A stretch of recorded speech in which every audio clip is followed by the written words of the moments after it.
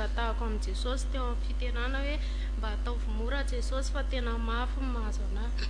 Dia iny moa teny tahiny Jesosy ary tena mora, tsisy ohatr'izany, tena mora.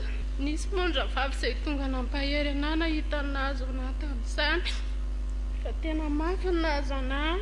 Efa bolana tsy tafahetrika ambony fandriana vao makany amin'ny dokotera dia ampitombony foana ny repos mba afaka iozy izy vao tsy manao repos ianao. Nisaoraka an' Jesosy nefa fa nangatahako mba ho tahiny na dia ny zaza tao an-kipoka satria mifanafody no aniko betsaka, na dia ny Morasy efa nandeha tamiko tena be tabe ary tsy natenaiko eo olona intsony tao.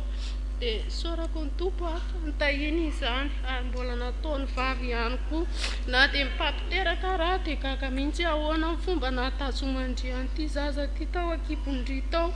Nefa izao ny zavatra nahazo andry rehefa teraka saoma tsara ny zaza ary izy dia niteny indriozy izy rehefa mbola hiteraka manaraka dia mila mikarakara vatana fa mety tsy hatazana zaza intsony indriozy izy. Dia moa anteteraka saoma tsara dia no tany an-trano teraka ny roandro dia nahita fiovana tamin'ilay zaza indray zany, salama tsara izy aloha, tsisy natahorana mihitsy fa tonga tany an-trano dia mivadika mafimafy daholo ny vatany rehetrarehetra ary nakasoana lamba fotsifotsy ohatr'izao ny tarehany dia tonga dia mavimavy be daholo iny lamba iny, na masony iny mamoaka raha mavimavy.